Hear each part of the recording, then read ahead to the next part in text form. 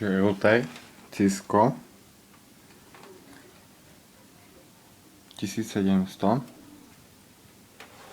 čiže to router, kde vidíme, môžeme pridať ďalšie dve karty. Štandardný vybavený má console port, AUX a jeden ethernetový port, je to klasický 10-100 megabitový. Tu máme detekčné ledky, tu potom máme vpredu, kde máme power, čiže signalizuje napájanie, OK, čiže keď táto ledka bliká, to znamená, že daný operačný systém tohto routeru ešte len načítava, prípadne prevádzame nejaké zmeny v konfigurácii. Potom tu máme ledku, ktorá detekuje ethernetovú konektivitu, čiže ako je, čo záleží už podľa rýchlosti, ako bude blikať.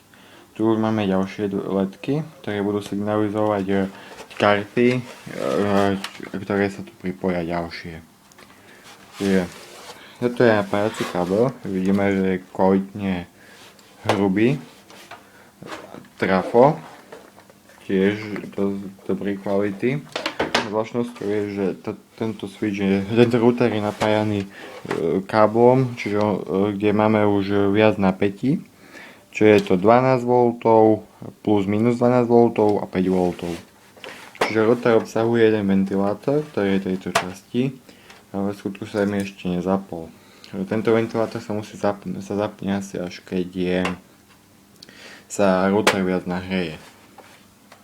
Ako konzolový port sa používa taká koncovka, čiže klasická R45, ale vidíme, že nemá droty poskladané podľa štandardu.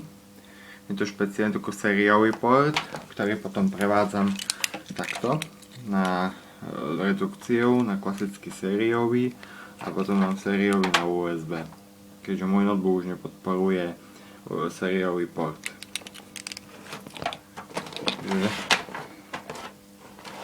Teraz je to iba klasický router, na ktorom beží DHCP, pod to plánujem nejaké karty, čiže už by to fungovalo ako NAT, prípadne ako firewall, konfiguračné možnosti tohto routera sú rôzne.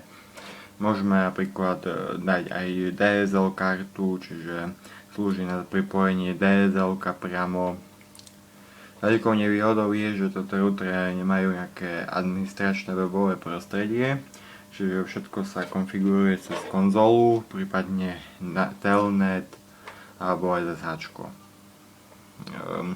Čo je výhoda, keďže to odradí neskúsených užívateľov, ktorí automaticky keď zadajú IP adresu do prehľadača, tak už to skúšajú a keď sa im dostane heslo, tak to väčšinou dokazia. Týchto tu nemajú šancu, keďže nepoznajú príkazy a každý iný príkaz ono to ignoruje, keďže ho nepozná. Čiže tento router obsahuje Kingston kľúč, ktorý asi málo kto využíva v nejakej serverovni. Čiže router sa môžu skladať aj viac na seba, keďže obsahujú v týchto časti ventilátor. Čiže aj keď máme napríklad 5 routerov na jednej kopke, sa nezaprehrievajú. Pričom takéto klasické, ak naskladáme napríklad jeden na druhý, tak sa nám to začne prehrievať. A tým pádom si skrátime životnosť tohto routeru. Čiže je to vidno, je to kvalitatívne, je to dobré, aj že to vidno, že to je Cisco, značka kvalitná, lebo router sa vôbec nezahrieva.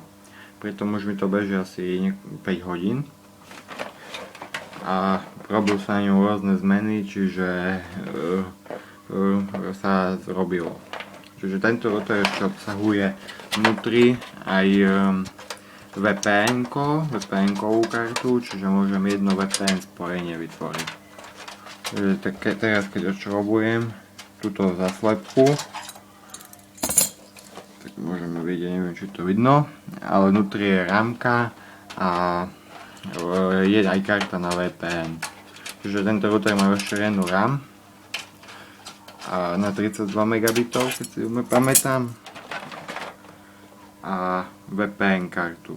Čiže môžem kľudne VPN spojenie, napríklad máme nejaký iný server, čiže vytvorím VPN a môže slúžiť ako VPN brána iba. Čiže toto sú tie zásledky, že sú preforované, aby sprúdil vzduch dovnútra do zariadenia. Sice on túto je teplejšie, ale nie je až taká zavracná teplota tohto zariadenia.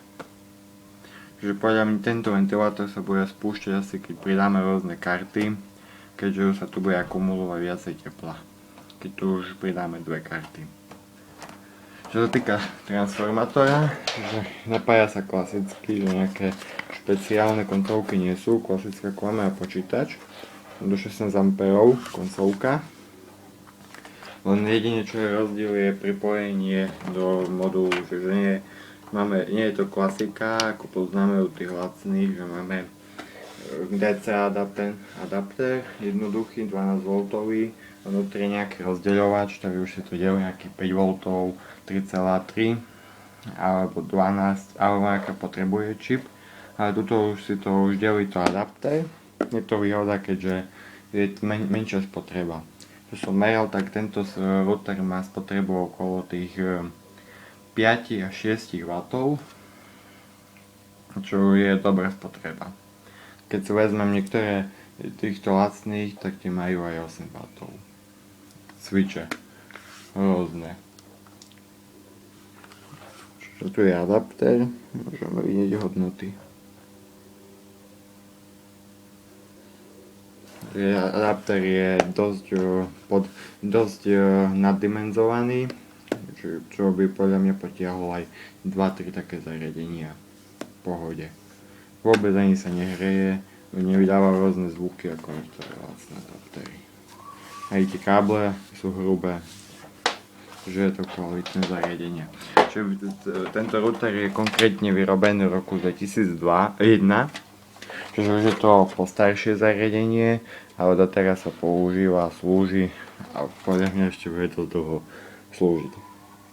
Tieto zariadenia sa vyrábajú na kvalitu, čiže sa dajú pripevniť ešte aj na stenu, prípadne sa majú špeciálne tvarované zárezky, také výlisky, aby sa mohli ukladať na seba, aby sa nešmykali dole, čiže tu vidíme také výlisky tiež. Tým pádom, keď položíme dva také isté routery na seba, sa nebudú pod ťahou týchto tu káblov zosúvať dole, čo u takýchto hladkých zariadeniach to trpelo, keď sme skladali viac zariadení na kopu a už tie káble, tie zariadenia ťahali dozadu a všetko padalo, čo prispelo k tomu, že všetko bolo neprehľadné.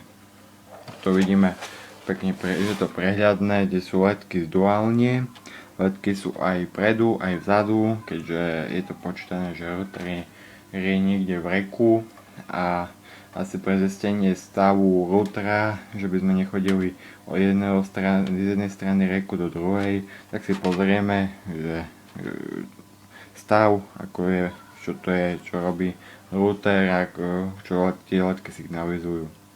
Router má aj vypínač, že môžeme vypnúť zariadenie, je vypnuté, zapnúť, že vidíme, ledky sa preblikali a vidíme vpredu OK, blika, čiže operačný systém štartuje.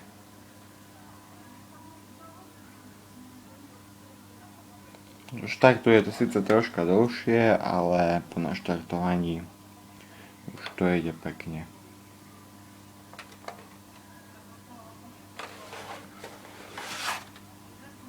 Ledky sú zapnuté všetky, čaká sa na naštartovanie.